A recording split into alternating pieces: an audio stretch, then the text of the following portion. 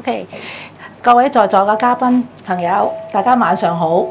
另外仲有我哋喺互聯網上睇網上直播嘅朋友咧，大家都好。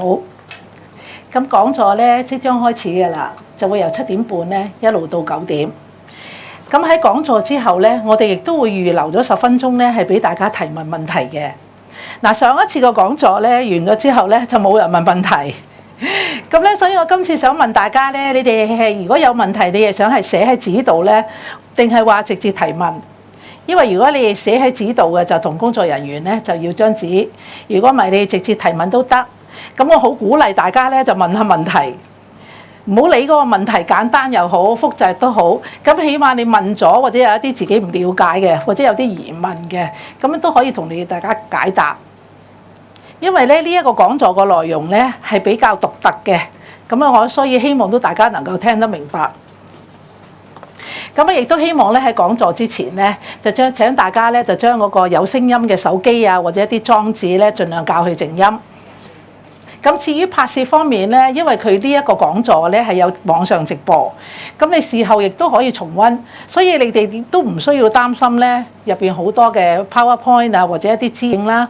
咁亦都經過呢個班咧，亦都培養咗好多佛教界嘅人才。咁另外咧，亦都有一個法歌嘅班，芸芸眾生。咁最近亦都同東蓮國院嗰度舉辦咗一個菩薩界嘅受戒嘅法會。咁所以亦都會有一個傳授瑜伽菩薩戒嘅儀典，咁大家有興趣嘅，亦都可以上呢個班。咁另外有一個由張漢超老師講嘅《般若波羅蜜多心經》優讚，咁另外有陳雁之老師嘅《瑜伽師地論菩薩地》，咁另外亦都有陳寬華老師嘅《初期大乘經》嘅智慧禪法與禪師。咁另外亦都有張漢超老師嘅般若唯識課程系列嘅《能斷金剛般若波羅蜜多經》。咁另外有佛學選講嘅系列啦，張漢超老師講嘅《攝大乘論》。另外亦都有趙國深老師《攝大乘論》釋諸釋對讀嘅。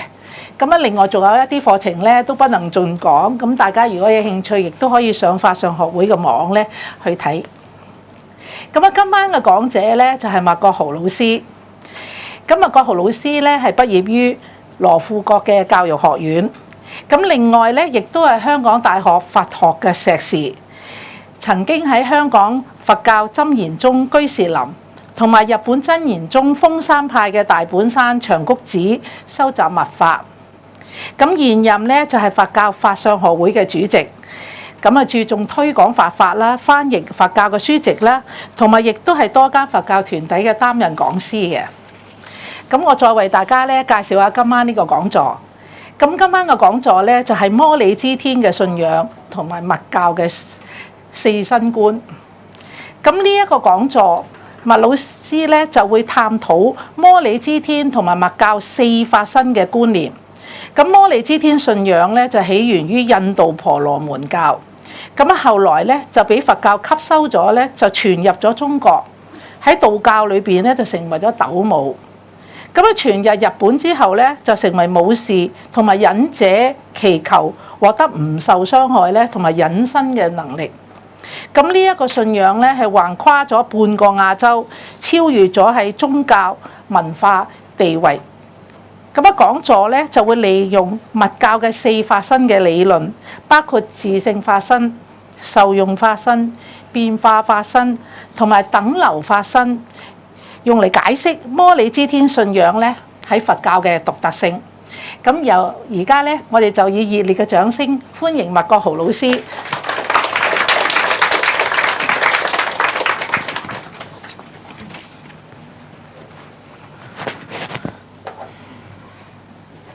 好，各位同學你哋好。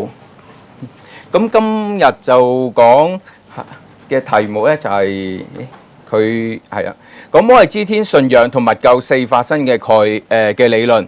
咁喺講之前咧，咁我哋唔知大家咧對摩利支天呢個嘅菩薩或者呢一個嘅神奇嗱，我唔好介意用神呢樣嘅概念㗎，因為好多時喺佛教咧都好介意咧嗰啲叫神唔好喎，神唔係佛教應該講菩薩㗎嘛，但係其實摩利支天咧喺佛教裏邊咧既係菩薩，但係亦都係本身係一個天嚟嘅，即係我哋所講嘅神奇嘅。咁唔知大家有幾多同學咧係曾經聽過呢位菩薩咧？都聽過下係咪啊？但係如果對於一個咧冇呢方面嘅資料或者咧係一個一般嘅佛教徒咧，好多時睇到咧呢一個嘅造像咧，佢哋就會諗起咩咧？諗起呢個一定係觀音嚟嘅嗬，係咪？通常我哋唔識得一啲嘅佛教嘅菩薩像嘅話，一見到女士嘅好多隻手嘅，咁一定係觀音啦。多幾隻手一定係千手觀音啦，係咪？但係其實喺佛教裏邊咧，有唔同嘅菩薩或者天眾咧，都係有幾隻手喺度嘅。因為呢啲咧係受咗婆門教所影響，咁我哋唔介意會咁講嘅。咁但係咧就睇翻咧，呢個雖然唔係觀音，但係佢嘅內容啊，或者佢嘅功德啊，其實同觀音係好相似嘅。點解呢？觀音最出名嗰部經就係咩啊？《妙法蓮華經》裏面嘅普門品啊嘛，係咪？《妙法蓮華經》個普門品裏邊咧，就話觀音係有33變化身嘅。因為應以何身得道，咁佢就變成嗰個身得道啦，係咪？所以咧就有好多嘅變化身，有千手觀音啊、11面觀音啊，同埋咧。基本上你遇到任何嘅困難咧，你都係求觀音嘅。好似喺《西遊記》嗰度，孫悟空咧，逢親有咩問題，就一定去揾觀音去救啦。我唔好覺眼佢揾釋迦牟尼佛去救啊，嗬，係咪？全部揾觀音嘅。咁而摩利支天咧，其實佢喺經裏邊或者喺佛教裏邊嘅地位咧，或者佢功能咧，其實同觀音係一樣。佢係可以有種種唔同嘅功能，譬如話息災。譬如話係能夠係降服一啲嘅還願嘅眾生等等嘅事情，但係喺現今我哋香港或者中國佛教裏邊咧，就比較少聽到有摩利支天，同埋咧比較少見到有佢造像。嗱，但係好奇怪呢件事係咩咧？你香港其實係見有㗎。嗱，除咗係幾個密教嘅道場有之外咧，其實最多摩利支天嘅地方係邊度咧？知唔知啊？係喺道教裏邊嘅道觀啊！咁一陣間我哋會再睇一睇，而且乃至到咧去到日本咧，佢哋有好多嘅寺院咧都係崇拜摩利支天嘅。所以我哋今日咧借住呢個機會咧，介紹呢一位嘅菩薩啦，或者嘅天眾啦，去俾大家去了解一下。OK， 好，咁我哋睇一睇喎。好啦，撳晒出嚟先。好啦，摩利支天咧嘅梵文咧。其實摩利支天係個音譯嚟嘅，佢梵文咧就叫 Marici， 所以一譯嘅話咧就會譯咗摩利支啦。但係喺個經典裏邊咧，有時唔係用摩利支3個字嘅，有時會用都係一樣動讀嘅嘛，係咪？摩利支，有時喺度摩利支或者叫末利支等等呢一啲嘅名字啊。不過我哋睇翻啦，就係佢意譯咧，其實係威光或者揚豔嘅意思。揚豔，咩叫揚豔咧？可能大家唔好知。揚豔有好多重嘅意思嘅，譬如係話喺太陽曬落個地面嗰度咧，個地面有時會見到咧有啲水汽嘅，係咪？即係會見到咧係有啲反光嘅狀態啊，或者個影咧會喐下喐下嘅，嗰個叫揚豔。亦都有一個意思咧，就係太陽嘅光焰。咁喺呢度咧，我就判斷為咧，應該係指太陽嘅光焰，或者一啲有光嘅狀態啦。點解咧？因為佢喺藏文裏邊咧叫做 Ose Chema， Chema 嘅意思即係母親嘅意思 ，Ose 嘅意思係指光啊，即係有光嘅意思啊。所以摩利支天咧，其實個名咧嘅意思咧係指咧有光嘅意思。喺我哋佛教裏邊咧係好重視光呢樣嘢嘅。但係如果以一個光作為一個菩薩或者神奇嚟講咧，佢係比較獨特少少嘅。咁另外睇下啦，摩利支天亦都係一個天眾嚟嘅，所以有時咧佢名咧就會寫做摩利支提婆。提婆咧就係梵文 Deva 嘅音譯，所以佢全名咧應該係摩利支天，就係 Marici Deva 呢個音啦。好啊，咁我哋睇一睇係啊，呢兩張相嚟。咁頭先講過啦，呢個摩利支天咧，原底個名咧就係指陽焰或者係指巨光佛母或者光明嘅意思。好啦，咁所以咧發展到後來咧，就話喺呢兩張相都係我影嘅，係啊，都影得唔錯啊，係咪？係啦，咁呢兩張相咧，一張喺奧地利，一張喺印度影嘅，上過印度。好啦，點解俾呢兩張相嚟睇咧？因為摩利支天喺後來咧，佢嘅理解咧就理解成為叫曙光女神。嗱，一陣間會講下點解佢會咧轉變成為咧講曙光女神。咩叫曙光啊？太陽升起嚟之前嘅光芒。咁所以上高呢一張相咧就喺睇日出嗰個時候咧順便影。喺日頭出之前咧，你會見到個天咧係開始光嘅。你見唔到日頭，但係你見到個光。而呢啲光咧，我係相信喺摩利支天嘅信仰裏邊咧，就話係摩利支天出現啦。係啊，所以咧觀音菩薩有幾多人見過真嘅觀音菩薩啊？冇乜人啦，係咪？叫觀音菩薩造像嘅啫嘛。但係摩利支天咧，如果天氣好嘅話，日日都見到。係啊，一見到佢嘅話咧，應該係念摩利支天嘅真言啊，向佢禮拜啊，咁你就能夠同摩利支天咧有個接近啦。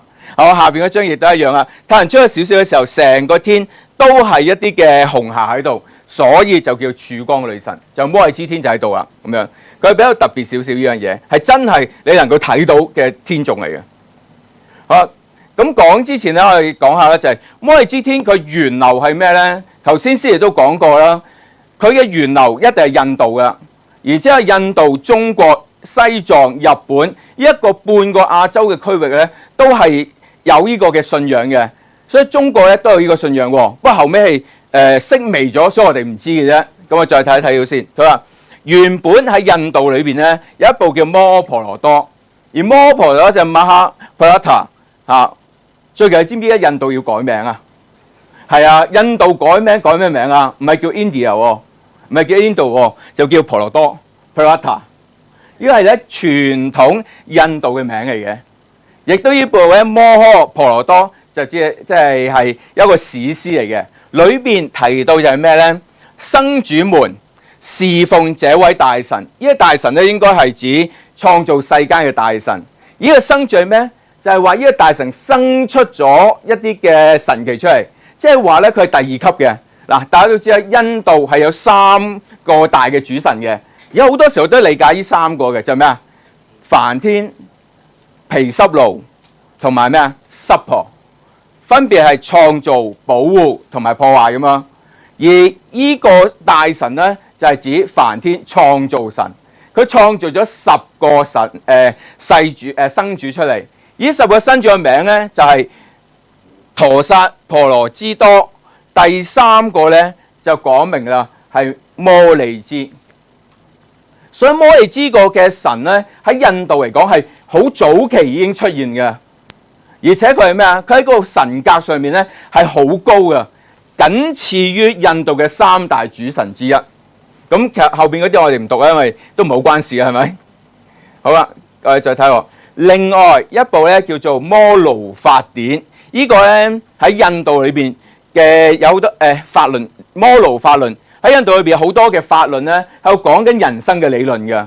佢裏邊講咩咧？就係講到呢個世界創世嘅時候，佢就話咧，我就係指梵天啦。佢就咧首先創咗10個大仙，咁你睇下喎，去後邊添。好啦，第一個摩利基。嗱，音譯嚟噶，同埋好明顯咧係現代人音譯啦，係咪？啊，如果普通話嘅基就知啊嘛，係咪啊？所以就係摩利支，由第3位排到去第1位。可想而知咧，佢呢度不停重複咧，都係指咧摩利支天好早期咧已經喺印度嘅神話都好，信仰上邊都好，都係一個好重要嘅神明嚟嘅。但係佢呢度咧就冇話到底佢嘅內容係啲咩，佢意義係咩，係冇話到。同埋咩？同埋呢度得意在就係佢講明係咩？就係梵天生咗9個兒子，而其中第3個摩利支啦，但係記唔記得我頭先咧俾你睇嗰個造像嘅時候咧，個形象係咩嚟㗎？係一個女士嚟嘅。通常咧，我哋做菩薩像咧都係做女士形象㗎啦，慈悲啊嘛，係咪？嚇咁呢個，但係佢呢個講明男人嚟嘅，係咪好似觀音菩薩咁啊？觀音菩薩成日都有人都話誒男定女啊，咁啊拗一餐啦，係咪？早期個觀音菩薩係男人嚟嘅。男人嘅造像，男人嘅形象嚟嘅，後來轉變成女性啊！呢度一樣，佢都係一個男性嘅兒子，同埋咧係同一個叫 Sambhuti 嘅神咧去結咗婚，生咗幾個嘅兒子啦，就係、譬如一個叫做布那摩梭，個名咧就叫望日，同光有關嘅，同埋咧。就係一個叫 Viraja 係離垢嘅意思啦，潔淨嘅意思啦。另外咧就係一個叫 Parata 即係山脈嘅意思。佢生咗3個仔嘅。好啦，咁我睇下啲嘅印度嘅造像啦。嗱，呢個咧唔係好古舊嘅，呢個咧係喺那爛陀寺個博物館嗰度影出嚟嘅。咁你見到咧，佢都係有女性嘅形象。同埋咧，佢比起頭先所講嘅摩羅法典嗰度嘅描述咧，多咗好多嘅部分啊！嗰摩羅法典冇形容到佢係樣貌啊、形狀噶嘛，但係見到咧佢係有好多隻手嘅。同埋點知道佢摩利支天咧？嗱，記住喎，我哋睇佢神像咧，好簡單，就係靠睇佢下邊呢個位置。嗱，可能啲同學睇唔到啦，下邊就有啲豬喺度嘅，呢度係有7隻豬喺度嘅。所以一見到有豬喺度嘅話咧，呢個應該係摩利支天嚟嘅。佢嘅特點就係豬啊，不過唔好諗住，哎呀咁做咩用豬嘅？豬咪我哋成日喺我中國文化入邊，豬係蠢噶嘛，係咪啊？係啊，就係識得食噶嘛。一陣話俾你聽，唔係。同埋咧，佢係用豬做一個嘅代表咧，其實好有意思嘅啊。咁另外咧，睇下啦，呢度咧爛咗啊，就唔知咧到底係咩面。如果後邊我哋講咧，就係呢度其實呢塊面咧係豬面嚟添，仲更加係啊。好，我哋睇下第二個，第二個咧亦都喺呢個博物館裏邊啦。呢個咧你見到，咦，同隔離嗰個有啲唔同喎，係咪？佢冇好有形象，唔係一個豬面啦，但係佢下邊呢度見唔見到一隻隻啊？一隻隻都係啲豬仔嚟嘅，係啊。所以我哋知道咧，呢個係摩利支天，同埋啊，頭先講過啦。因為女士通常咧就會俾人覺得係慈悲啊、和藹可親噶嘛。如果印度咧，你見咁多隻手、咁多塊面嘅，我係叫呢個叫做憤怒相，即係話比較惡啲嘅。所以摩利支天頭先記唔記得一個名啊？有威光、威力呢啲名字喺度啊，即係話佢係一個咧好有力量，喺印度好有力量，係為咗咩啊？打仗。所以咧，佢係一個戰神嚟嘅。佢係一個咧能夠降服晒所有邪魔嘅神嚟嘅，所以後來咧，我喺佛教裏邊禮敬摩利支天咧，其中一個用處就係咩啊？你遇到一啲咧好惡嘅人去蝦你嘅話咧，你利用摩利支天嘅法咧，你就可以降服佢啦。啊，有咩傳說？好啦，我哋再睇喎。跟住呢3個咧更加明顯啦。嗱，下邊呢度有啲豬喺度啦，係咪？都係3隻手好多隻手啦，要8隻手啦。呢度見唔見到啊？好明顯就一塊豬嘅面。呢個好明顯又係一塊豬嘅面。第一塊豬嘅面咧係好特別，一陣間我先話俾你聽有咩特別呢塊豬面。係啊，有啲人知啦。啊，呢一個咧就畫出嚟嘅好典型一個印度女神嘅形象啦。佢有好多塊面啦，其中一個係豬面啫，就喺上高嘅。同埋呢度好似有個佛像喺度添喎，好啊！同埋咧呢度咧要睇喺印度啊或者佛教造像咧，每一個細節啊唔好放過。點解？每一個細節都有象徵意味嘅。譬如呢一個咧，你見到下邊有幾個類似係一啲人形嘅物體啦，係咪啊？但係呢啲人形嘅物體咧，有啲係幾隻手噶嘛？呢個係代表一啲魔鬼。而通常咧放喺下邊嘅話咧，就係代表摩利支天揾腳踩佢哋，揾佢踩佢哋咧嘅意思即係咩啊？降服。所以咧原底佛教咧嗰個嘅意味咧就係要係修智慧斷煩惱噶嘛，係咪？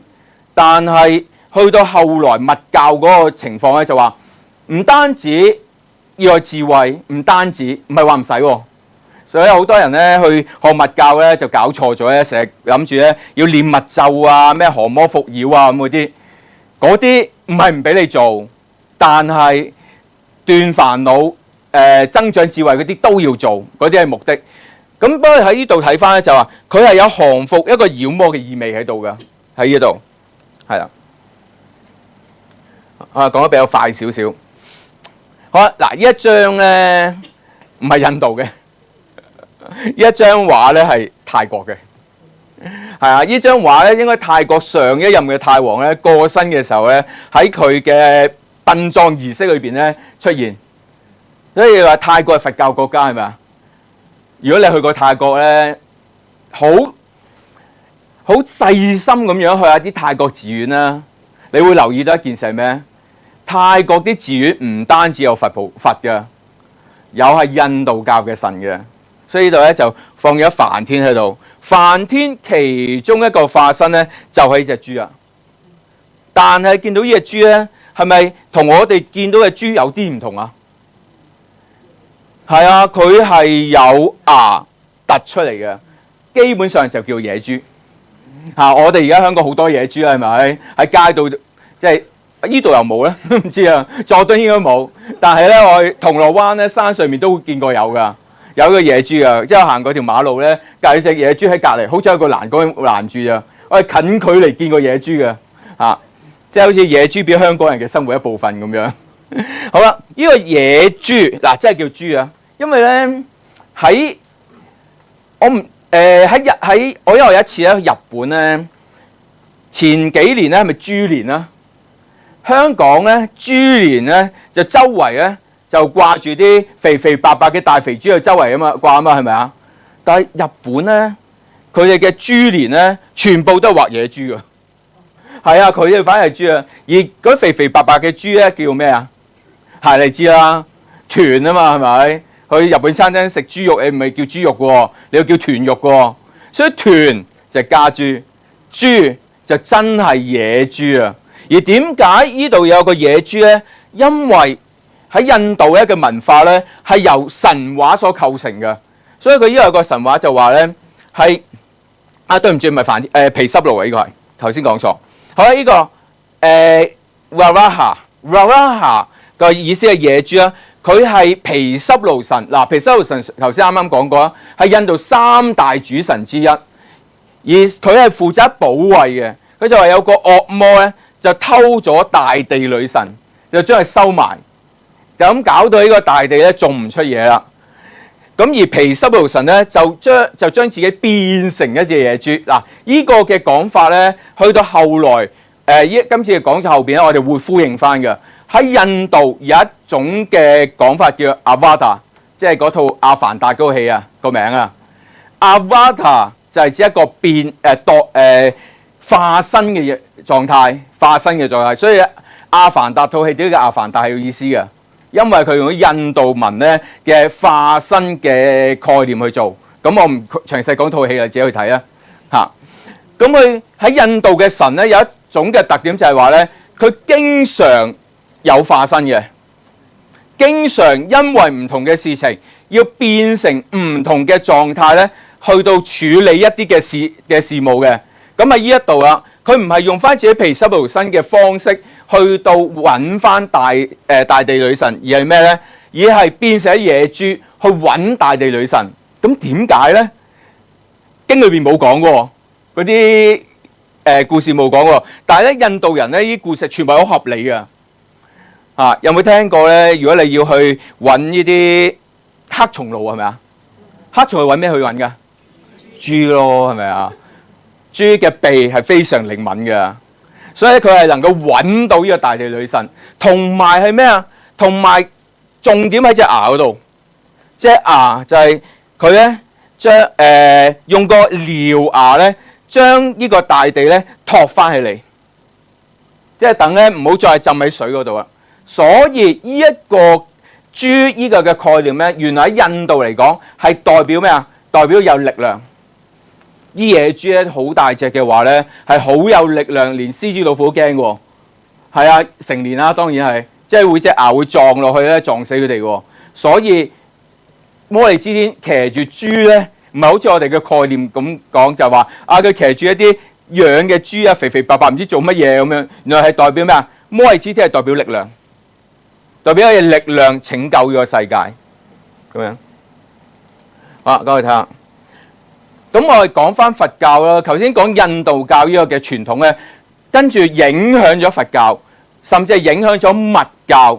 因為密教咧係好受印度本土嘅宗教所影響嘅，好多印度本土嘅宗教嘅內容咧都過咗落密教嗰度，然之後將佢改變一下，適應咗佛教嘅。好啦，呢個就係陀羅尼密教摩利支天嗱。我哋將密教分為幾個階段，有唔同嘅講法嘅。其中一個講法就係最初期就叫陀羅尼密教。陀羅尼簡單嚟講就叫咒，即係話咧呢段早期密教嘅時間咧，大家唔搞咁多嘢啦，係主要以念咒為主，然之後以念咒咧能夠得到某部分某啲嘅力量，咁就叫陀羅尼密教。去到後來咧，其實呢個陀羅尼密教咧雖然咁簡單啫，但係佢好重要啊。點解啊？你諗下現在我哋嘅佛教，我呢個佛教咧就算顯教都好，係咪又要念大悲咒啊？係咪要念十小咒啊？有好多咒念噶嘛，但係佢哋唔識結個手印嘅，唔識做嗰個行法嘅，唔識做觀想喎，即係咩啊？即係念咒。念咒有功效。呢一個概念咧，其實係嚟自陀羅尼密教嘅，而呢一種嘅做法比較簡單啲，所以反而可以流傳到現今。而正統嘅密教或者純粹嘅密教，作為修行嘅密教咧，個步驟比較繁複啲啊，比較困難啲啊，所以經過一代一代咁傳播落去之後咧，幾乎係失傳咗喺漢地，因為太過複雜啊。所以簡單，所以有時話簡單就是美咧，就可以用咁嘅嗰個做法啦。好啦，佢又話咧喺一部梁譯嘅摩利支天裏邊，佢所描述嘅摩利支天咧，基本上就係早期佛教裏邊我摩利支天信仰嗰個最核心嘅功效就係呢度啊。佢話咩？有話佢有天嗱，講明天啊，叫摩利支天，常行日月之前。呢個摩利支天咧就係咩？無人能見。嗱，首先第一樣，常行日月之前啊嘛，係嘛？咁咪即係可以理解到點解我頭先將個曙光嗰張相俾大家睇咯。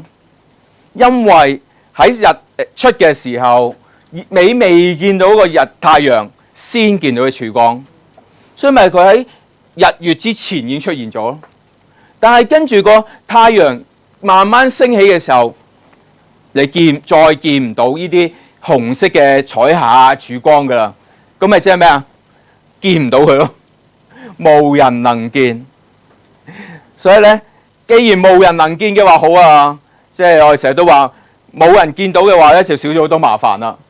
所以就無人能捉，佢捉唔到你，佢唔會欺廣，亦都欺廣唔到你，呃唔到你啊。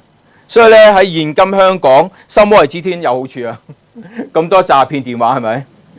係啊，就有唔會為人搏，俾人綁，同埋咩啊？你借咗錢俾人哋咧，人哋唔敢唔還。不為人債其財物啊，不為冤家能得其妙其便啊，唔會俾冤家咧攞着數啦。所以呢個摩利支天咧好實用嘅，因為亦都講出嚟咩咧？喺密教裏邊有部分嘅天眾，有一部分嘅菩薩。佢負責嘅處理嘅問題就係我日常生活嘅問題。你冇理由咧，有人爭你錢咧，去揾釋迦牟尼佛噶嘛，係咪？啊，所以有時我哋都見有啲都去大雄寶殿嗰度同釋迦牟尼佛講，但好似好怪咁啊。咁但係咧喺密教裏邊咧就有唔同嘅佛菩薩幫你處理世間上面嘅問題，搞掂咗世間上面嘅問題，然之後就等你安心修行。嗱，記住後邊嗰句啊！不過而家好多時一啲人咧都唔理後邊嗰句噶，就理咩啊？理前面嗰句，即係理好咗世間上面啲嘢，就唔記得咗要修行啦。所以其實頭先講過啦，密教係吸收咗好多婆羅門教裏邊嘅內容噶嘛，係咪？但係佢改咗一啲嘅部分，其中最大嘅改動咧就係咩啊？呢一啲祈求世間上邊嘅問題嘅解決，其實係為咗能夠之後嘅修行嘅便利嘅。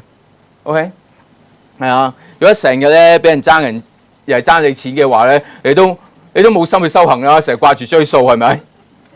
好啦，所以咧，甚至係咩咧？簡單到啊，如果你知道摩利支天嘅名嘅話，你就有呢啲利益啊。所以大家今堂咧嚟到好好啦，你知道佢名啊，佢係冇人能夠咧爭你錢啦。OK， 甚至係咩咧？甚至喺古代裏邊咧，係行啲路啊，夜晚啦好驚噶，所以行路護我，晝日護我，夜護我，冤家中護我，甚至喺王難中，王係難嚟噶，因為個皇帝唔中意你嘅話咧，就收你監係咪？或者喺賊難中護我，水難、火難、疾病中都能夠護我。咁而後邊呢度咧，亞鳩弟咧，呢就係個咒語嚟嘅，唔使理佢。好啊，然之後一切處一切事都護我。所以呢段咧，其實喺一啲嘅摩利支天嘅簡修法裏邊咧，經常出現嘅。因為你修摩利支天最想係咩啊？最想摩利支天護我啊嘛。所以咧，佢哋就會咧有一段嘅呢個祈願文嚟到祈求摩利支天嘅保護。所以呢個我哋知道係同個保護好有關係啦。好啊，同埋咧呢度一樣啦。除咗知道佢名之外咧，係可以咩啊？7日7夜持誦摩利支天咒滿108遍，就一切咧嘅怨賊都能夠迎刃而解啦。呢個亦都係我哋所講陀羅尼密教嘅一個特點，就係咩啊？念陀羅尼念咗就得，呢一個係陀羅尼密教嘅特點。好啦，甚至而家我哋所講咧就係寫陀羅尼放喺個髮髻之中。而家大家冇髮髻啦，咁就係咩？放喺衣服之中，所有諸惡都不能侵。呢個亦都影響咗我哋上一個禮拜新漢威老師咧講靈驗咒啊嘛，唔係講大柏山改咒，但係即係靈驗咒。而靈驗咒其中一種嘅用法係咩咧？就係將靈驗咒書寫，跟住咧捲成為一個嘅長條形嘅物體，然後放喺個桶裏邊咧，就帶住起身，就要帶住靈驗咒，就好多嘅障難都驅除啦。咁呢個亦都係陀羅尼密教裏邊嘅其中一種經常利用嘅方法。咁你信就信啦，唔信咁冇所謂嘅，其實係啊。因為我成日覺得咧，密教呢啲嘢咧，你信嘅話你有利益，你唔信嘅話冇乜所謂噶。因為佢咩啊？佢等你係可以解決到你世間上面嘅問題，等你方便你去修行啫嘛。你唔信嘅話，你咪唔好做咯。唔做嘅話，有問題嚟到嘅話，你咪自己去解決咯，係咪？就係咁啊。呢度亦都一樣啦。嗰個比較快啲，亦都咧喺陀羅尼密教裏邊有，譬如燃燈啦嗰啲燃燈7日7夜念咒啊，一切病都去除啦，等等嘅事情。好啦，咁聽落咧好唔佛教喎，係咪啊？係啊，我哋而家一般譬如法相成日講經啊、講論咧，都唔講呢啲嘅，因為呢啲係好唔佛教。佛教係我哋要自力，我哋要自己斷煩惱，自己去修啊嘛，係咪？但係咧，其實呢一個部分咧，我哋不能抹殺嘅。喺佛教其實真係有呢個部分嘅。而家介紹摩利支天咧，覺得好似好奇怪啦。你睇翻啦，我哋而家喺佛教裏邊顯教嘅人都好中意藥師佛嘅嘛，係咪？你睇翻藥師經啊，藥師經就係一樣啊，嘅點7日7夜燈啊，係咪？然之後咧念個藥師咒或者念藥師經啊，然之後咧嗰啲病啊就已經係好除差，即係好翻嘅意思。所以你睇密教經典，覺得咦好似好迷信啊，係咪？但係其實喺顯教嘅部分咧係有呢個部分，但係放喺顯教度咧，大家又信嘅喎。係放喺密教嗰度咧，有啲人又覺得咦好咩啊？好迷信啊，係咪啊？但係其實顯教頭先講嗰部分咧係受住密教影響嘅，甚至咧呢度冇時間去講啦，但係都講一句啦，冇時間講一句啦。藥師經其實裏邊嘅內容係密教嚟嘅，裏邊嘅作法啦等等嘅內容咧，見同密教係好相似嘅。好啊，咁呢個一樣咧，念500次咁，我哋唔講啦。好，然之後除咗陀羅尼密教之後咧，第二個階段咧，陀羅尼密教最開頭嘛，最簡單嘅。然之後有一種叫持明密教。咩叫持明咧？明咒嘅意思，即係話咧，呢一個密教係持咒嘅。咁咪同頭先一樣？唔係啊，呢個持明密教係進入一個再複雜嘅階段，再發展。你知啦，啲嘢發展咧就從咩啊？從簡入繁噶嘛。所以咧喺持明密教裏邊咧，加咗好多嘢落去，包括係咩啊？手印啦，包括係行法啦。點樣去做啦？唔單止係念咒，唔單止係點燈，仲有好多好複雜嘅行法咧，都係要所做嘅。而摩利支天咧嘅經，頭先嗰部經就係陀羅尼密教個部分啦。而佢係橫跨陀羅尼密教同埋係持明密教都有嘅。而喺持明密教咧有一部叫做不空三藏，亦叫做末利支提婆花鬘經。嗱，你唔識嘅話咧，就依部又係摩利支，係啊，摩利支咪細度咯。不過咧，摩就 MO 啊嘛，係咪？佢就末就 MU 啊嘛，係咪？但係咧梵文就 MA 啊嘛，係咪？好多時一個響音咧唔重要嘅，其實係啊，好多時喺梵文裏邊嘅寫咧，最重要係個子音，即係 M 音喺度。所以呢個咧就係末利支 Deva 天嘅花鬘經。嗱，呢一部經咧，不空三藏咧比較少有地咧，摩利支天有關嘅經典咧，亦有3本，係好少咧，係同一個本尊或者菩薩咧係譯3本咁多嘅。可想而知佢係好重視呢一個嘅本尊。當時唐朝又好，啱啱譯咗出嚟，梁朝啦、隋朝、唐朝都好，一個係一個好多人信仰嘅菩薩嚟嘅。一陣先講嚇。咁呢部經咧，佢裏邊顯示持明密教嘅特點啦。嗱，如果同頭先陀羅尼密教咧嗰個嘅重疊嗰部分唔講啦，即係話咩啊？無人能見啊，不能載其物嗰啲咧，呢度係全部有嘅。咁你可以咧喺 C Beta 咧揾翻呢部經去睇。摩利支嘅經咧，除咗一陣間介紹一部之外咧，全部都係1卷嘅啫，所以好容易念嘅。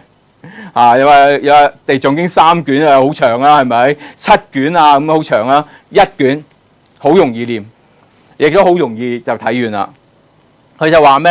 嗱，特別在佢係有持明密教嘅特點係咩啊？佢要造像，就話咧要行法。嗱，行此法，佢教如何行法，就係咧話咧。要係供養摩利支天嘅話咧，應該用金銀赤銅白檀紫檀等等嘅物料，是但一樣都得噶啦。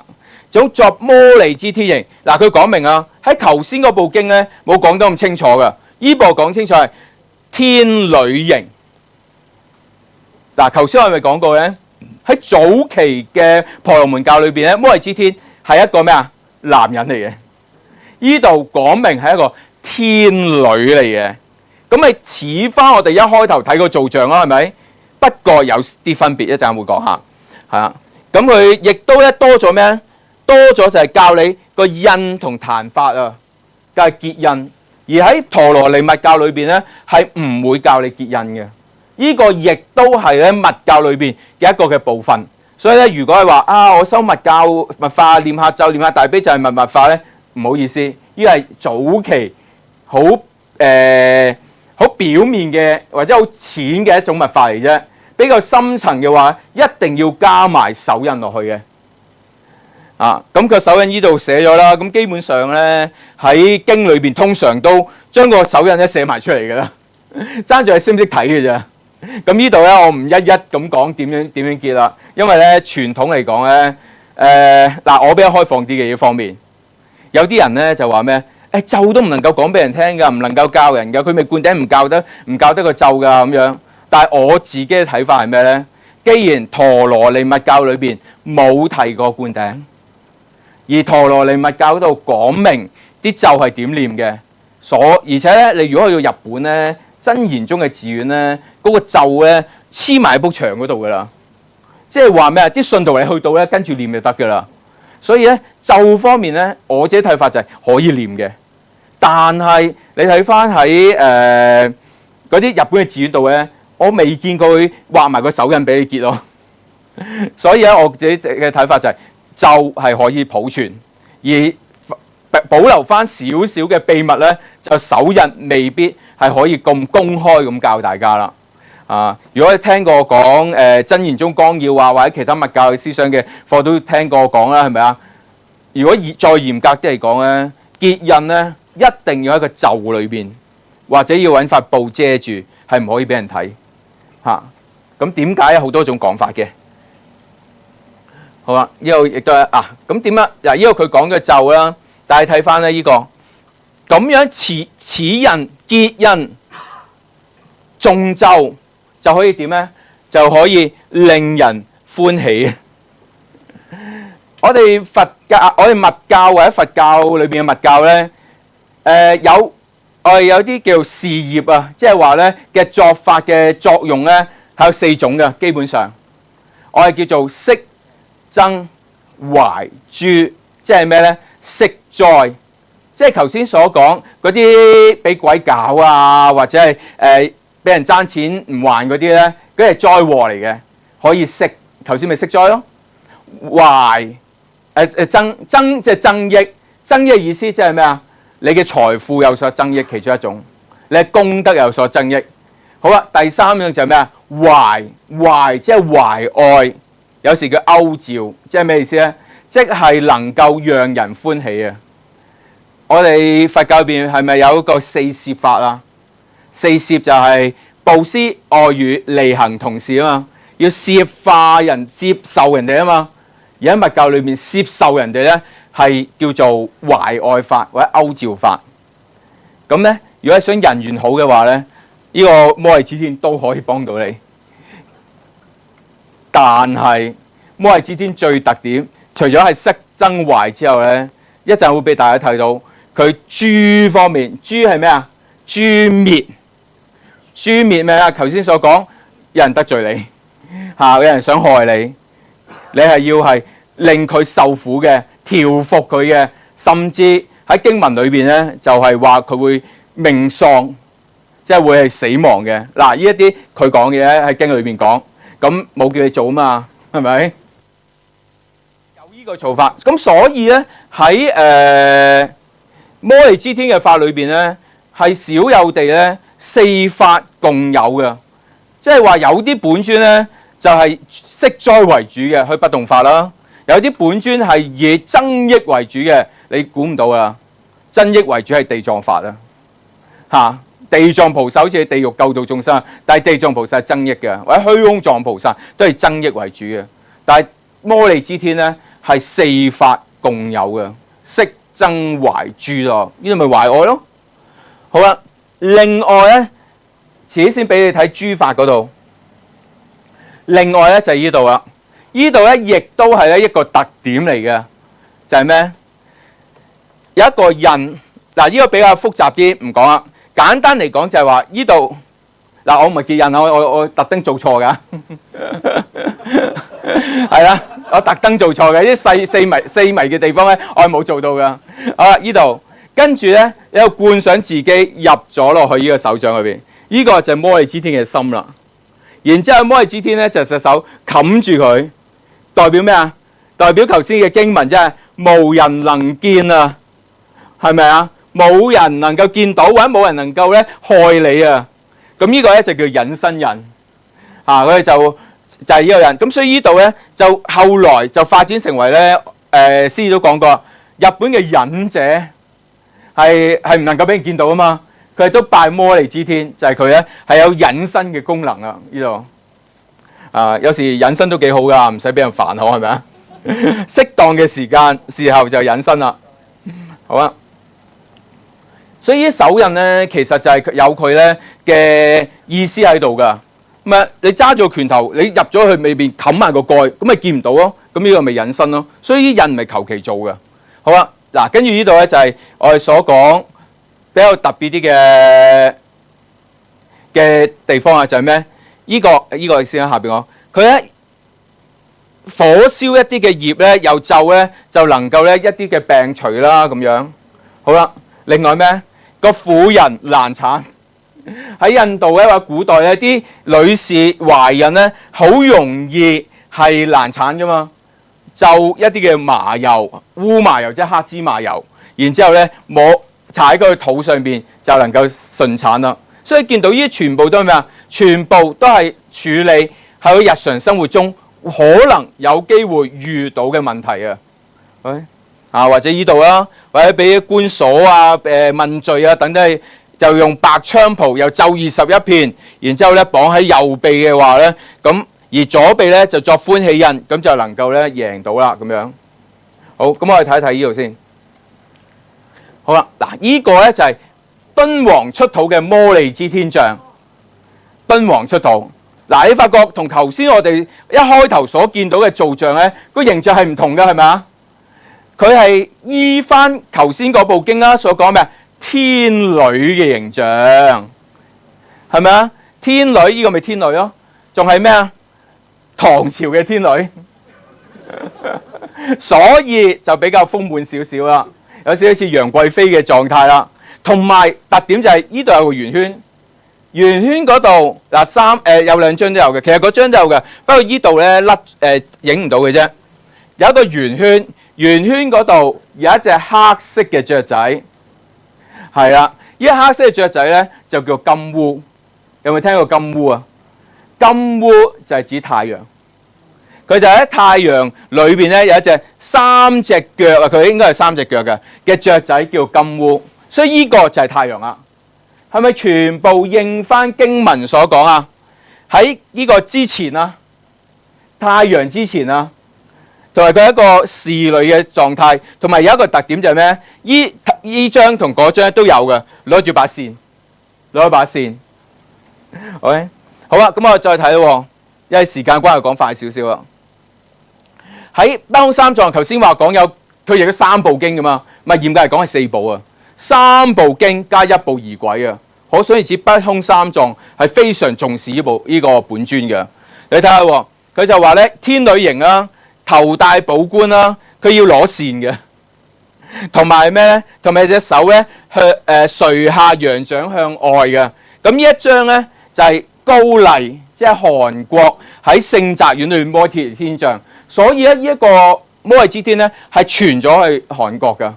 即係以前嘅高麗，咁我睇下跟翻個經文嘅話咧，佢個樣子係點嘅樣子咧？就係咁啦，係啦，呢個就係啊，因為唐朝嘅審美眼觀啊嘛，係咪啊？所以其實如果肥瘦美醜咧，其實都係自己我係個人嘅觀感嚟嘅啫嚇。嗱，見唔見到佢揸住把扇啊？隻手好似天壇大佛嗰個如願印一樣啊，給予你一啲嘅願望。呢個咧就係比較早期天女形象嘅摩利支天，就係高野山所創嘅。而且係咩啊？而喺密教嘅修法裏邊係有摩利支天法嘅。而摩利支天法咧，佢裏邊所觀想嘅摩利支天形象咧，就係呢個，並不是頭先所講有幾個頭幾隻手嗰一種嘅狀態啦。一個係最原本嘅狀態，一個天女嘅形象，所以佢係一個天咯。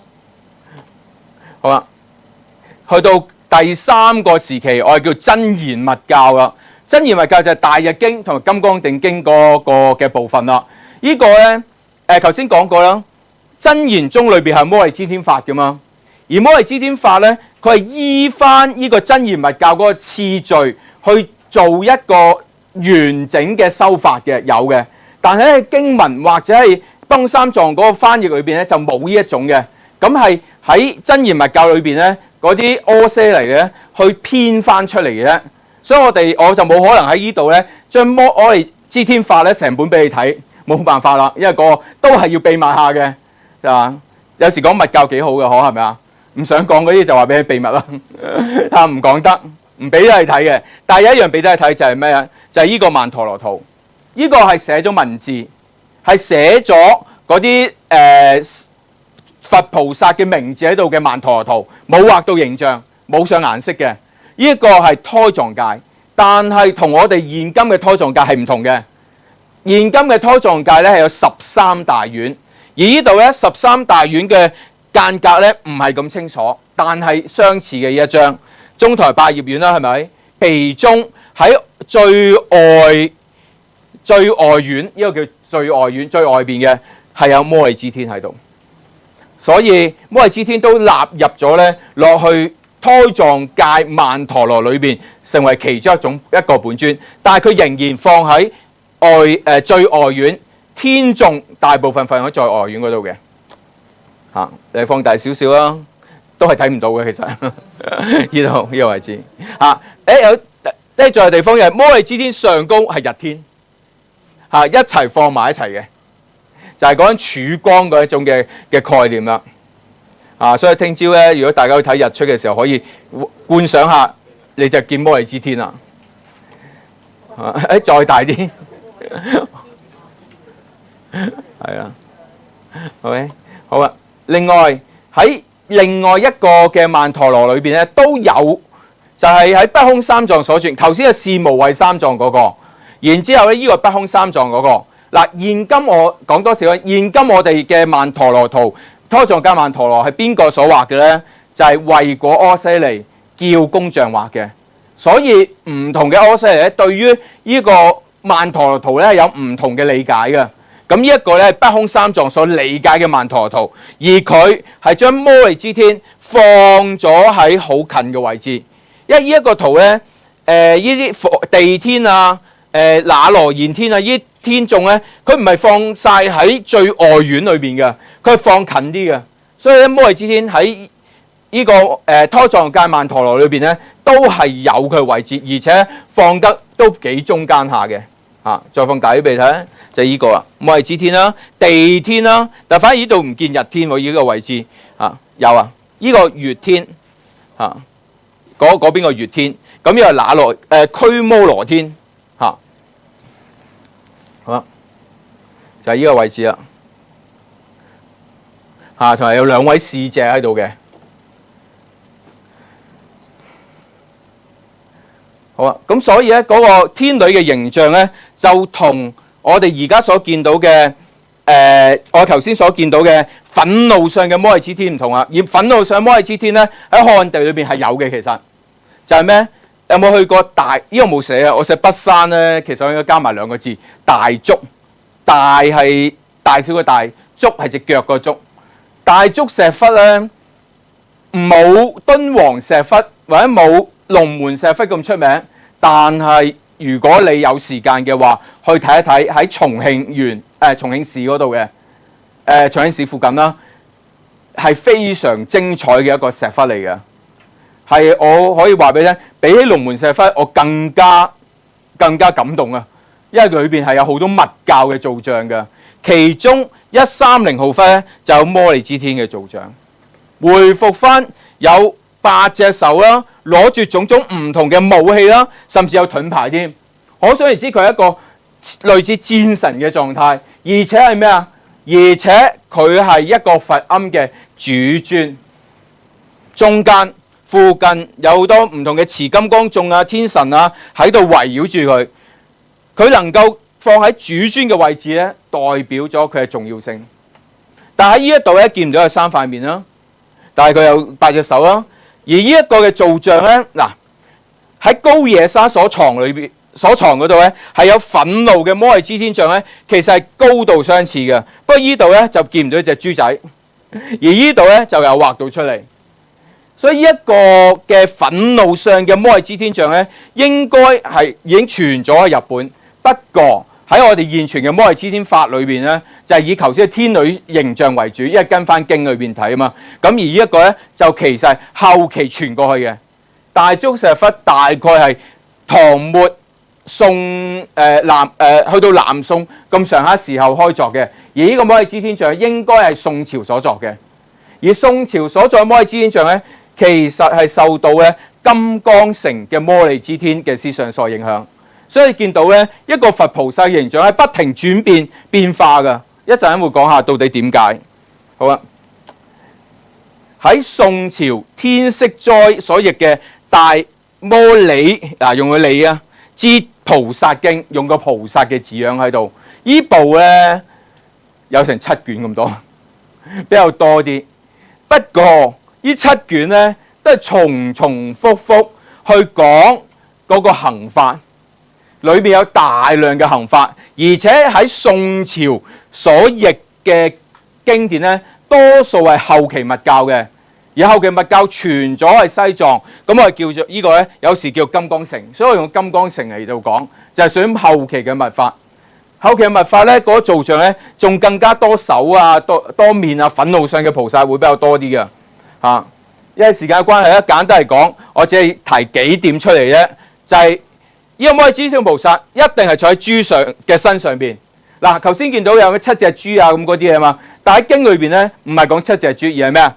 而且係金色嘅豬上面，然之後咧就有3面憤怒相，每塊面有3隻眼，一塊係豬面，就利牙外出，咪即係一定係野豬咯。然之後有個大惡相啊，唔好以為菩薩個個咁慈悲個樣，佢嘅心就一定慈悲嘅，但係個樣咧有時係大惡相，臂有8啊，就攞住唔同嘅物品啦。佢最後就係個腳要搭住一啲嘅冤家嘅身上面，所以呢個憤怒相咧，其實好重降服嘅意味喺度噶。而且呢個睇下係佢結嘅印咧比較特別啲，係大毗盧遮羅印啊。呢度有暗示，其實佢係毗盧遮羅大日如來嘅化身，同日有關嘛，同光有關啊嘛。所以呢個咧應該係大日如來嘅等流身。一陣先講咩叫等流身。而且係咩啊？要觀賞日月嘅光明，頭先所講完全結合翻喺度啦。同埋得意唔係得意，唔可以話得意嘅，就係呢個菩薩手執針線。點解要針線啊？唔係俾你縫印喎，睇埋後邊嗰句，縫惡怨家嘅口同埋眼，哇幾得人驚我係咪啊？即係你個怨家用口鬧你，用隻眼咧望住你，佢都要咧用線咧連住佢，等佢睇唔到，等佢睇唔到，等佢鬧唔到你。所以佢係咪好極度嘅憤怒嘅狀態啊？憤怒嘅憤怒尊啊！而下邊呢度點解重複一次講咧？因為有唔同嘅同一部經，唔同嘅經文咧，佢所顯示嘅狀態有唔同㗎。呢度寫咩啊？頭先記唔記得幾多臂啊？8臂，呢度6臂，係啦。而且呢度咧去咒嘅時候咧，係結依個咧就能夠咧禁佢眼口同埋眼啊，令佢咧唔能夠咧去作惡去害你啦咁樣。所以你見到咧同一部經文有唔同嘅描述，即係話佛菩薩或者天眾嘅形象咧，其實唔係固定嘅，係有唔同嘅形象喺度。同埋你睇呢度，頭先講啦，喺頭先部有息增懷啊嘛，你睇下呢度諸法。佢話即係如果淨係睇呢啲嘅話咧，你會覺得哇，係咪睇緊啲東南亞咩古嗰啲降頭嗰啲啊？好似㗎，其實能殺呢個冤家，殺佢啊！喺死屍嘅衣上面寫微妙嘅梵字同埋真言，然之後將呢個咧屍體放喺往斯多林，斯多林咧其實即係嗰啲亂葬崗裏邊，就能夠令嗰個冤家速得命終啊！所以哇咁邪嘅，咁呢個菩薩唔好收啦咁樣。呢個咧我成日講嘅，大家有念過大悲咒嘅嗬？係咪？係啊，有知道啊。大悲咒我哋主要淨係念個咒文嘅啫。如果你睇翻成部大悲咒嘅後邊嗰橛，念完咒佢話俾你聽個咒點用咧，唔係齋念㗎。齋念嗰個咧係陀羅尼密教，而呢部大悲咒嗰部千手千眼經咧係一個持明密教嘅經，佢教埋點樣用㗎，都有類似嘅情況㗎。不過呢啲大德就驚嚇親你，我就唔怕嚇親你哋嘅，驚嚇親你哋，所以咧冇叫你念後邊嗰橛，就係叫你念咒啦，就係叫你念大悲咒啦。但係其實咧呢一類持明密教，包括大悲咒都係持明密教嘅話咧，其實就係早期吸收婆羅門教嗰一種嘅作法入嚟佛教裏邊，佢未嚟得切咧去將佢完全改變啊，所以咧佢有咁嘅痕跡喺度。咁你呢啲咧，你咪知咪得咯？佢寫喺度啫嘛。又唔係叫你做係咪？你只要衡量一下啦。而且呢度有另外一個特點就係咩咧？呢個有個係引申成就啦，係咪？頭先講過啦，完全有寫喺度啦。我喺呢度咧就係想講咩？頭先所講幾個時期啦，陀羅尼密教，跟住到持明密教係咪？跟住到真言密教係咪？好啦，呢度係到最後嘅金剛城嘅密教，即係類似西藏嘅無上瑜伽嘅密教啦。佢有一個特點就係咩？佢會觀想呢個微妙嘅梵字，漸次變成自己啊！即係話咧，佢除咗有持明密教嗰一種嘅咒印作法之外咧，佢係有觀想自生本尊呢個部分，即係咩意思啊？即係話觀想自己就係摩利支天，自己成為摩利支天，然之後咧就放光遍滿虛空界。呢一種咧，亦都係瑜伽部啊，或者係無上瑜伽部嘅密法咧嘅一個特點嚟嘅。呢個有寫到喺度。好啦，咁我哋睇一睇啊。呢個咧就明清時候摩利支天，我係好中意咧呢一個法相嘅，即係法海之床嘅。佢有豬嘅面喺度，有獠牙喺度，但係下邊騎住隻豬，呢個睇透優美嘅。我覺得可以咧，甚至係媲美咧西方嘅維納斯女神嗰啲狀態嘅，係咪啊？即係要企到咧 S 字形咁樣，係咪啊？體態優美咁樣，呢個就摩利支天，但係佢有塊豬面喺度。好啦，另外呢一個咧，亦都係一部印經本裏邊更加受到咧頭先所講嘅金剛城密教所影響嚇，有7隻豬嘅車啦，呢一個豬面喺度啦，有嘅出巡啦咁樣。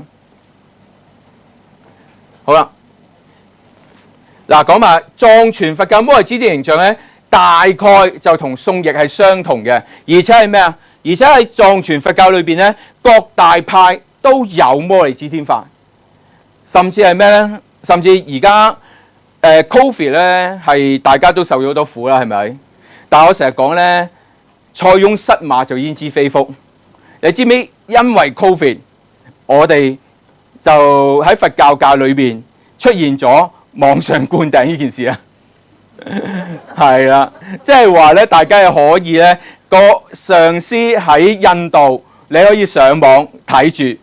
然之後咧得到灌頂，即係當然實時啦，係咪？嗱，得唔得我唔去批評，唔去評論，因為唔係我嘅範圍裏邊。不過就有呢一種情況。點解會咁講咧？因為而家有 Internet 咧嘅資訊好發達啊，所以咧有好多喺世界各地嘅灌頂咧，我哋喺香港都知道㗎，同埋可以參加㗎。就發覺咧好多時係有摩利支天嘅灌頂嘅，係啊。好似喺星期日都有一個，不過我已經唔記得咗個 post 啦。你自己 search 下，都有摩利支天嘅灌頂嚇，薩迦派啦、寧瑪派啦、覺囊派咧都有，而且個形象咧係有唔同嘅形象嘅嚇。就譬如呢一個啦，呢一個我記得係當日咧見到係大寶法王灌摩利支天就係呢一種啦，坐喺豬上邊6隻手啊，或者呢一個啦。一個坐住喺架車上面，有7隻豬去拉佢啦。嗱，記住啦，7隻都係要野豬嘅。一陣間講下點解我咁強調呢點啊？野豬先有力量啊嘛。呢個咧憤怒相，頭先多嗱喺藏密裏邊或者密教裏邊咧，多手多面咧已經係叫憤怒相噶啦。但係睇呢一個更加憤怒，係咪？因為都係摩利支天，你見到佢騎住隻豬就知㗎。因為另外一個摩利支天都係憤怒相嘅造像。呢個係4隻手啦，呢個係10隻手啦。所以手幾多隻唔緊要，最緊要咧佢就係咧同個豬係有關嘅。亦都係一個喺藏密裏邊咧，經常你能夠咧好容易咧就可以接觸到嘅灌頂就係摩利支天。不過漢傳裏邊你好難接觸到，但喺藏傳裏邊咧非常容易接觸。好啦，講嚟喎。咁喺歷史上面咧，有好多嘅記載咧，佢嘅靈驗嘅。呢個簡單嚟講就係喺南宋，即係啲宋朝嘅時候打仗，金人去侵佔北宋嘅時候，喺北宋啲人係咪要南渡啊？有好多嘅故事咧，都話當時宋朝啲人係信仰摩利支天，然之後去念佢咒咧就冇事。點樣咧？嗱，呢一個劉君判呢個人咧就知道有打仗啦，啲金人會嚟啦，所以就成家咧就念摩利支天。咁個依個地方咧就淪陷啦。咁佢有成家念喎，有一個嘅奴啊，我諗係嗰啲家丁咧係唔信，所以唔念啦。然之後被佢後尾咧圍城嘅時候冇辦法啦，驚啊嘛都要念啦，驚先念喎。咁咧就被俘虜4日先至翻到嚟，而成家人南渡之後咧就喺永寧呢個地方住，就係咧廣施嘅意思咧，除咗自己念之外咧，教人哋念呢個咒。所以我想而知喺唐末宋朝呢啲動亂嘅時代咧，其實摩利支天嘅信仰非常流行嘅，所以喺漢地都係好流行。但係唔知點解去到近代咧，就唔係咁多人知嘅啫。係去如果你去香港咧，喺啲佛教嘅道場咧，都唔係個個有嘅，有一兩個佛教道場係有之外，就其他嘅漢傳寺係冇嘅。嚇，譬如話呢個啦，鄭和啦，鄭和七下西洋係咪啊？咁點解佢七下西洋咧都翻到嚟咧冇事咧？因為佢咧印經啊，印摩利支天經，所以咧就能夠咧去到咁遠都翻到嚟啦。所以行船係好危險噶，佢就用咁嘅方式。同埋咧喺以前咧，我以為鄭和咧係回教徒嚟嘅喎，其實嚇鄭和係回教徒嚟噶，佢係回民嚟噶。後來因為要做咁多啲嘢咧，都驚啊嘛，所以咧信埋佛啦。所以佢發名係叫福善，佢信埋佛，所以佢原本回教徒，後來成為一個佛教徒啦。係啦，佢有埋日期有埋成啦，咁所以呢個係真事嚟嘅。好，而喺道教裏邊咧，亦都係呢個情況啦。嗱，呢個我唔多講啦。咁如果要睇成篇嘅話咧，你 YouTube 度咧 cap 翻佢出嚟啦，咁樣。我即係點出一樣就係咩？喺呢一部九王真經，我簡單咁讀啦。喺部經裏邊咧，道藏裏邊有嘅，就係佢提過呢個係咩？大悲大願、大聖大慈、一氣梵王、先天神后，通常都咁長名嘅摩利。嗱，呢個咧讀朴字，但係好肯定係咩啊？佢係支字嚟嘅，不過印下刻冇咗一畫啫。所以佢摩利支天斗姆無上元君。所以喺道教裏邊咧，係有一個嘅至上神叫做斗姆嘅，喺宋朝嗰度咧非常多人相信啦。原來佢喺呢個經文裏邊咧都提過佢係摩利支天。後來喺經文裏邊甚至講明即摩利支天，講明。好啦，而喺另外一個咧就係雷法嘅嘅科儀裏邊咧就話咩？斗姆全稱係斗姆紫光天后、摩利支天大聖圓明道姆天尊。所以我哋知道咧，原來道教裏面嘅斗姆咧係同摩利支天咧係一個好密切嘅關係。可能係受咗影響啦，可能係一種化身啦嘅形象啦。咁呢度咧我唔深究落去啦，因為喺網上有好多文章咧都係探討呢個問題，大家可以咧去探討斗姆呢個嘅課題嘅話，你就會見到一定同摩利支天咧係有個嘅關係嘅。係啊，我特登去影㗎，我喺網上揾唔到啊！我特登前2日咧走去沙田車公廟。車公廟嗰度有個元神殿，點解我要去車公廟嗰度影咧？睇下先，係咪可以擘大嘅？係啊，喺呢度。係啊，見唔見到呢度啊？摩利支天大聖圓明道魯天尊。係啊，又係冇咁擘㗎。係啊，見唔見到啊？這度呢度咧係喺車公廟咧先見到咧咁完整咧寫埋落去嚇。佢呢度咧。如果喺香港咧，點解我話喺香港係見斗姆咧係多過見摩利支天咧？而斗姆咧係有幾個地方有嘅，就係車公廟有嘅，估唔到。我以前唔知嘅，因為無啦啦咧走去車公廟行過，咦見到竟然有元神殿喎，60嗰個叫咩啊？你太歲啊，係太歲，我哋過年最中意攝太歲㗎嘛，係咪？咁60太歲中間一定係斗姆嚟嘅。佢就係呢個摩利支天，呢度咧寫明係摩利支天啊！所以影響咗道教裏邊一個至上神，都係同摩利支天有關。所以我想而知而呢個斗姆咧，其實喺宋朝嘅時候咧就開始有咁嘅信仰。好想而知，同摩利支天嘅信仰咧係有一個好密切嘅關係。除咗車公廟就話係咩啊？黃大仙祠最新嘅佢係叫元神殿。嗱，我未去過，因為要收入場費，所以我冇去過啊。係啊，係好似話有時免費㗎。嗰年豬年咧，豬年嗰年咧，唔知話俾豬年嘅人咧係免費咧，我係去到嘅，但係我唔得閒冇去。呢個係咪啊？又係60太歲啊？係咪？咁中間斗姆太遠啦，睇唔清楚，俾我近鏡你睇睇啊，就係呢度，係咪啊？佢叫豬面喺後邊呢度，係啊。所以畫出嚟嘅時候，有時喺側邊，有時喺佢呢度咧係喺後邊嘅呢個，同埋你見到有7隻豬仔，不過呢7隻係冇獠牙嘅，係啊。呢度大概係隻豬嘅狀態，而且佢拖住架車喺度嘅，所以咪話摩利支嘅信仰咧影響咗好多。仲有一個地方有嘅係邊度咧？荃灣圓玄學院都係呢個元神殿嘅。咁所以如果大家有興趣嘅，可以去睇下佛教徒去睇下無妨嘅。一陣就講下，大就問啲啦。好。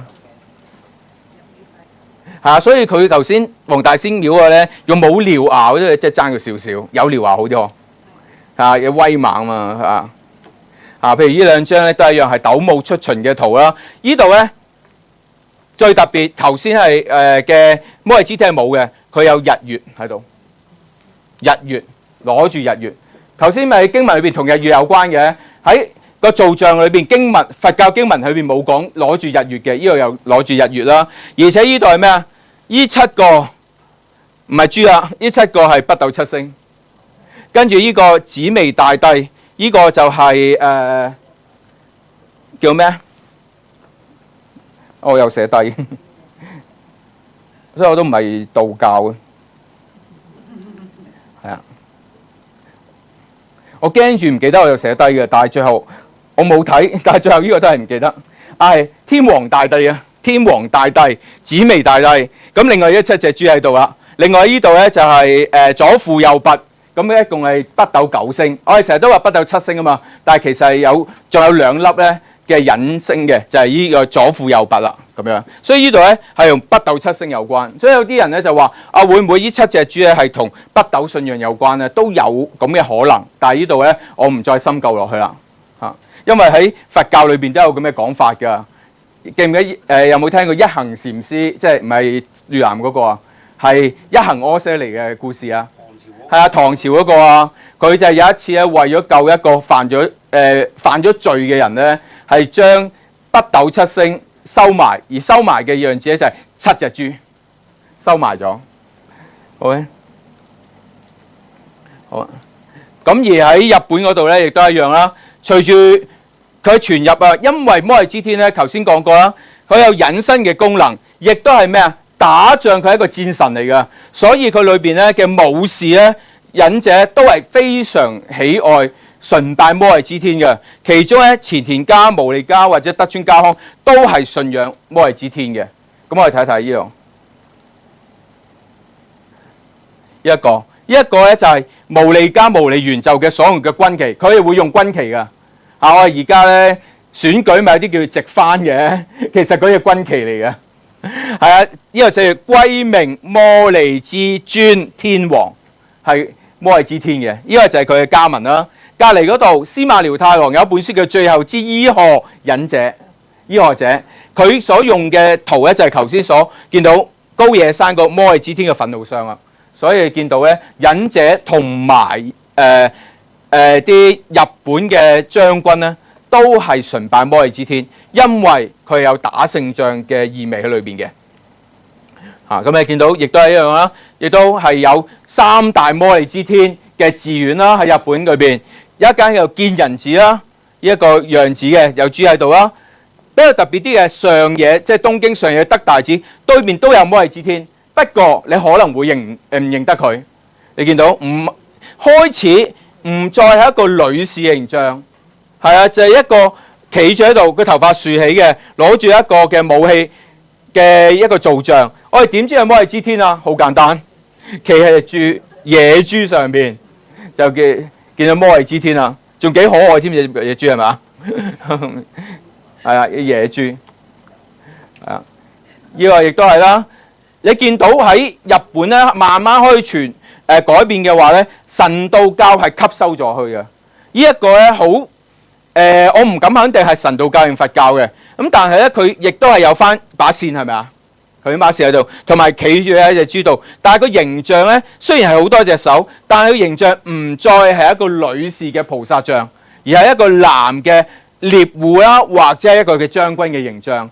咁你隔離嗰張咧就係秋田縣大仙市嘅將軍山神社裏邊嘅一個嘅畫像，係亦都係見到係摩利支天嚇，又係一個騎獵豬啦，三塊面啦，三隻眼咁樣。但係你見到形象咧，已經同原本我哋所見到嘅摩利支天形象咧係已經係好唔同㗎。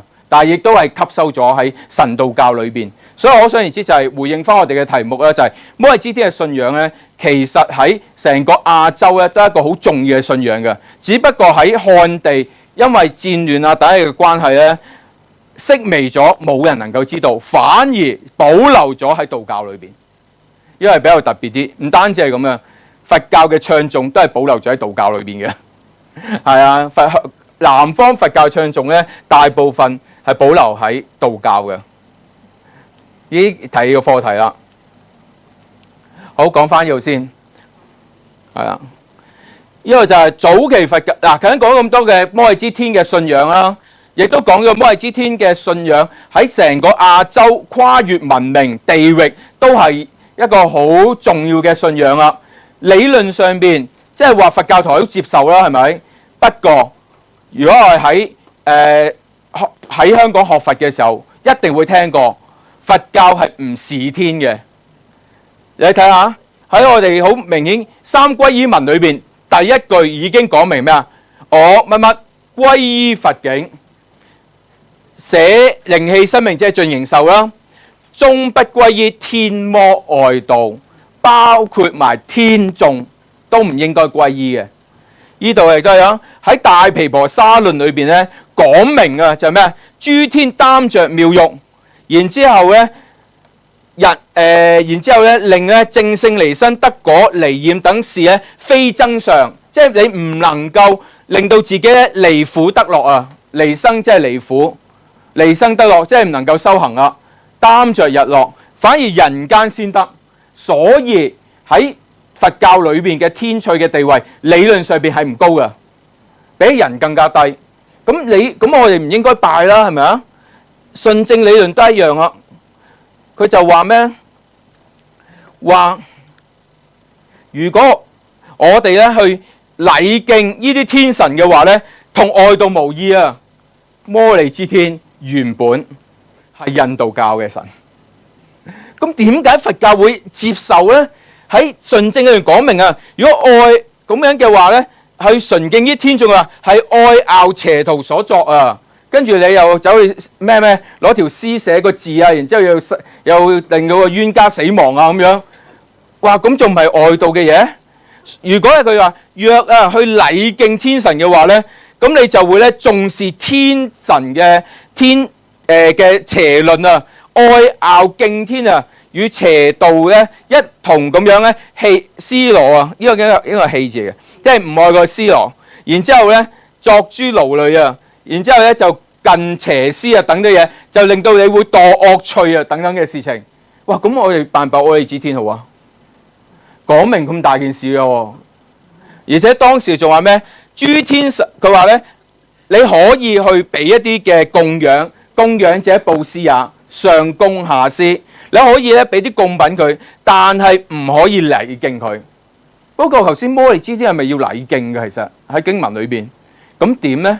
呢樣咧視天呢個嘅狀態咧，其實喺印度喺佛教裏邊咧唔贊成嘅，而且呢個一樣啦。如果你視天嘅話咧，就係對於佛嘅功德生瞋恚啊，又無憎又係有過失啊，禮待慈心啊，令到咧必定咧去怨厭敬功德者啦，有好大嘅過失嘅去視天。所以喺早期嚟講咧，佛教係絕對唔視天嘅。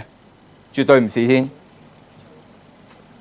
但係頭先講過啦，喺密教裏邊咧，就係一種四法身嘅觀念。嗱，喺佛教原本顯教裏邊咧係咁講嘅，係冇錯嘅。所以咧，我哋唔應該去視天禮敬諸天，只係咧當嘅六道眾生之一啫。但係我講過啦，密教有個特點就係咩咧？吸收咗外教嘅嘢，佢會作出一個嘅轉化。所以佢咧提出有四種法身嘅觀念，而四法身咧就係嚟自之前嘅叫做三身嘅觀念。嗱，呢個比較長啲，我簡單咁講就係喺早期佛教裏邊就話佛陀係有三身嘅，包括法身、報身同埋應化身三身。然之後咧就係釋迦牟尼佛就屬於應身嗰部分。喺個部分裏邊咧就將佛咧分為三個嘅身，身即係所依，三個係屬於一個平排嘅層次嘅法身、報身同埋應化身三個。好啊，但係去咗密教嘅話咧，佢唔再提三身嘅概念，而且將三身嘅概念咧轉化成為四法身嘅講法。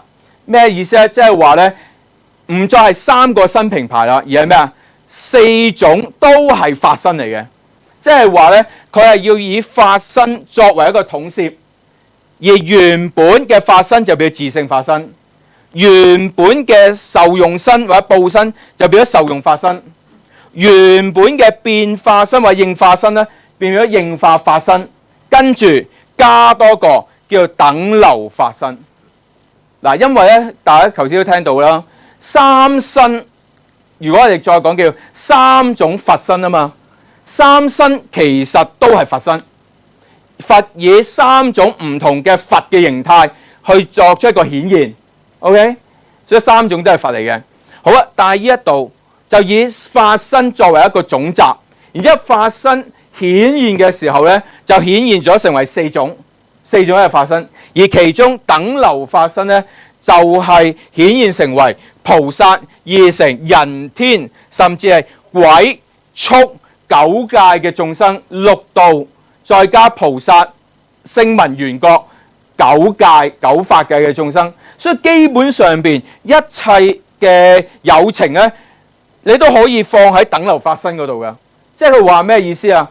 即係話佛嘅法身為體，然之後因應翻唔同嘅情況起用、起作用，然之後顯現成為唔同嘅狀態，咩個意思啊？而喺呢種顯現唔同嘅狀態，喺以前主要係佛嘅狀態啫。但係而菩薩、聲聞等等嘅狀態，雖然菩薩都係聖者，但係菩薩都唔係佛佢嘅概念，而菩薩係佛嘅其中一個嘅階段，由菩薩修行變佛嘅啫。所以菩薩一定唔係佛嚟㗎，係佢邁向佛嘅一種嘅過程嚟嘅啫。但係喺密教嘅話，佢就話菩薩都係佛，只不過係佛嘅法身裏邊嘅等流身嘅顯現啫。所以有體有用。嗱，去到呢度我哋未明白就係話，既然菩薩係佛嘅化身顯現，嗱，呢種咧同觀音菩薩嘅概念相似，但係唔係一致。觀音菩薩就係倒駕慈航變成菩薩，佢真係菩薩嚟嘅。然之後咧，菩薩再變唔同嘅樣子去救度眾生啊嘛，係咪？但係呢度就係話咧，係佛嘅法身嘅體顯現成為嘅用，做唔同嘅情況。咁有一部經大家應該都聽過，叫《金光明經》。《金光明經》咧係比較特別啲，就係年頭年尾咧，如果你去寺院度咧，就有一種叫做齋天嘅法會嘅，而齋天嘅法會嘅根據咧，其實就係嚟自《金光明經》。齋天齋即係俾嘢食啦，齋天俾天眾嘢食啦，其實係嚟自喺《金光明經》嘅概念嘅。點解我哋可以齋天啊？明明唔可以視天噶嘛？其實就係咩啊？其實就係要將咧天眾作為佛菩薩嘅化身嚟到睇。所以咧見到咧嗰啲嘅鬼眾啊、摩利支天啊，全部我哋當佢佛。不過因為咩啊？頭先講過，摩利支天處理咩問題為主啊？即係你世間上面你遇到嘅困難，大咗肚安胎，係啊，跟住病，跟住有黃難之苦，跟住咧就有賊等等嘅或者俾冤家嚟到害你，係咪呢世間上面嘅問題啊？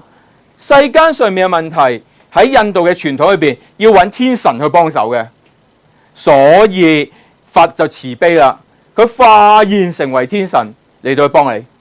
所以我哋喺呢度嚟睇咧，就係摩利支天點解係能夠作為一個純敬嘅對象，同埋作為一個令我哋得解脫嘅一個嘅神奇啊！因為佢本身係佛，簡單嚟講。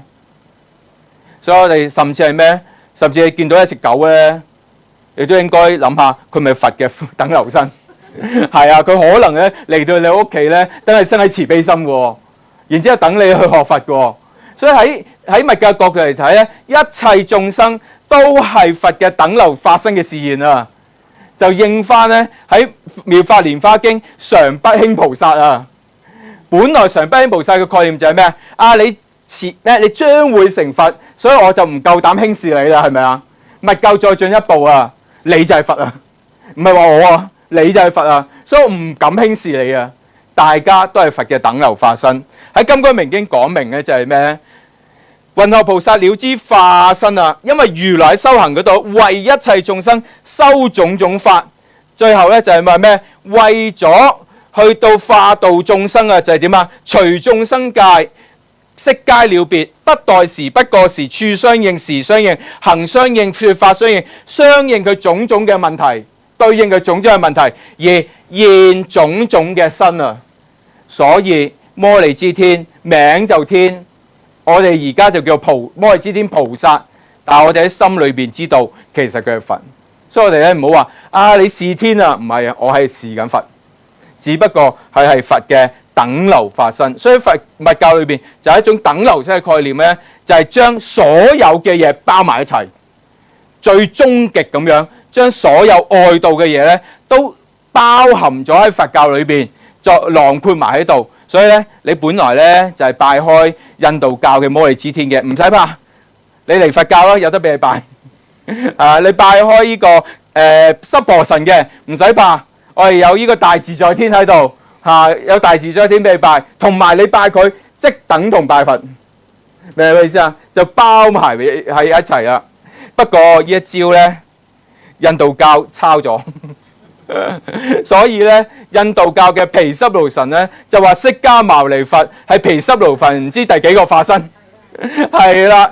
咁最後咧，我最近咧，我舊年咧去菩提伽耶嘅時候咧，就遇到個印度教徒，佢菩提伽耶，咁我口痕啦，唔好咁講，係啦，我就好奇啦，就問下佢啊，點解印度教徒都嚟菩提伽耶嗰度嘅？呢度係佛教釋迦牟尼佛嘅成道之處喎。佢嘅第一句咧好自然咁答我，佢話：釋迦牟尼佛都係毗濕奴神嘅化身啫。我嚟到見釋迦牟尼佛，咪即係見釋迦毗濕奴神咯咁樣。佢好自然噶。咁佛密教亦都係一種好自然嘅方法，令到咧其他教徒就嚟到呢度。但係歷史就係咁噶啦，贏咗嗰個就係勝利者。最後印度出現就係咩啊？就係啲佛教徒信翻印度教徒嘅神啦。呢個咧亦都係印順導師一部書咧，叫做《密教之興，佛教之亡》，其中一個嘅睇法係啦。係啦，遲少少唔怕啦，嗬。好啦，嗱呢度咧就喺大日經疏裏邊咧，呢度係引咧大日經裏邊嘅講法，佢講得仲更加清楚啊，係咩啊？無能勝明王係釋迦嘅眷屬啦，但係佢亦都係咧釋迦嘅化身啊。跟住呢度話地神講咩神啦？係咪？地神因為明王係佛嘅化身，地神佢呢度咧亦都講明係釋迦嘅方面化身啊。呢度毗柳天應該係毗濕奴天啦，有眾多嘅別名，即係頭先所講毗濕奴手好多個化身嘅，係那羅延天嘅別名。講明又係佛嘅化身。跟住啦，魯勒羅啊 Rudra 呢個又係佛嘅化身，又係摩熹秀羅天，就係濕婆神嘅名嚟嘅其中一個名。所以咧，佢點解要咁做啊？其實好簡單，就係咩啊？多有能為他人啊！所以佢講明種種嘅神喺密教裏邊有好多幾百個或者幾千個嘅神奇都好，佢就講唔同嘅真言都，其實全部都係要惠及他人而變化成為咁做啊！所以我哋表面上面，因為我哋有問題，所以要求呢啲化身去幫手，但係暗地裏個心裏邊都知，佢全部係佛嘅化身嚟嘅。所以喺密教裏邊嘅修行啊，或者嘅本尊觀裏邊咧，係可以利用天眾去作為本尊嘅對象㗎。佢唔會俾話，哎呀，你修大日如來啊，你修咩地神啊？地神梗係低啲嘅啦，係咪啊？唔係，地神修地神嘅法同修大日如來嘅法係等同無異無別嘅。OK， 好啦，仲有一段啫，好快。應該兩段啊。係啊，呢度啊，頭先釋迦佛啦，係咪？呢個就話咧，有種種嘅諸尊本尊作種種嘅佛事，然之後還翻入翻毗盧遮那如來之身，亦如出時位次無異啊！即係話咧，呢啲嘅本尊咧係由毗盧遮那法身大日如來嘅身所出，完咗嘅話回歸翻大日如來嘅體嗰度，所以呢啲本尊全部都係大日如來嘅化身。最後一版啦，就係話呢啲秘密壇法有個秘密主執金剛菩薩，秘密主係能夠知道嘅。佛就話啦，點呢？呢個執金剛菩薩、執金剛或者金剛手菩薩呢嘅人呢，全部都係毗盧遮那之法身。好啊，最後嗰句就呢句做一個總結，就係咩？為欲發明此甚深密之法，密法。因為要宣講密法，所以會有嘅化身出現嚟到咧教化眾生，亦都咧令到佢能夠去修行啊、成佛等等嘢。咁所以喺密教裏邊就有呢一啲嘅天眾，亦都摩利支天。雖然身為 Deva 即咩啊？天，但係佢亦都咧係一個本尊，係一個佛，能夠令我哋得到最後嘅解脫，所以佛教係接受咗呢一類嘅天眾成為一個聖者，就係咁啦。OK， 多謝大家。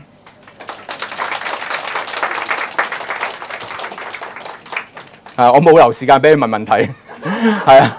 咁而家你可以有問題可以問啦嚇。好多謝阿麥老師啊，係咪好精彩咧？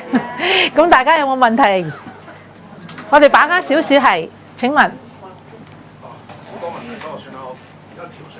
使唔使講幾句啊？我因為我OK， 你講啊。係。我好多陣時。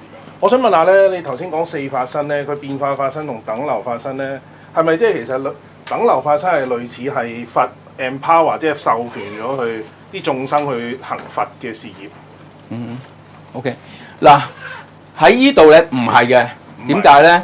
嗱頭先咧其實我冇詳細咁講嘅就係。個名裏邊就叫變化法身，但係個意思咧就係等同於應化身，都係佛嘅狀態嚟嘅。所以變化法身咧，即係應化身，即係釋迦佛嗰個狀態，佛嗰個狀態。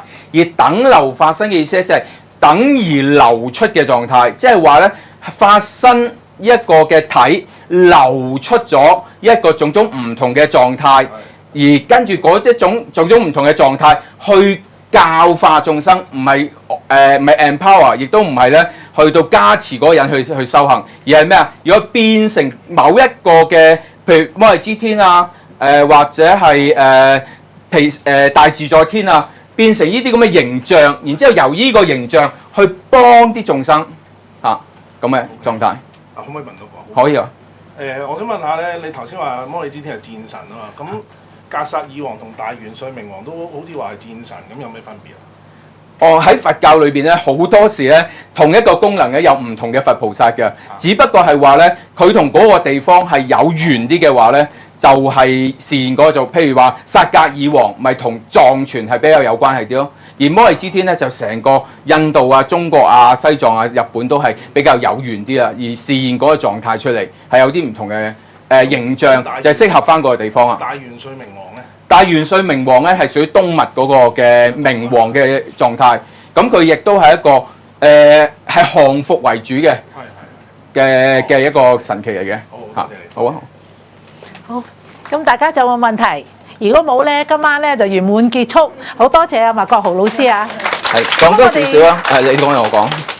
係下個禮拜咧，阿麥文彪教授咧會嚟講《受要經》啊。係同個星相有關嘅，咁都同就係我哋其中一位祖師不空法師有關嚇，咁希望大家係嚟聽啦，因為阿麥教授咧佢係唔喺香港嘅，佢係特登坐飛機嚟到呢度講完咗，即係第二日再搭翻高鐵走嘅嚇，咁希望大家即係佢咁辛苦，咁大家都可以嚟聽啦，或者上網聽啦，咁樣。OK，好多謝大家。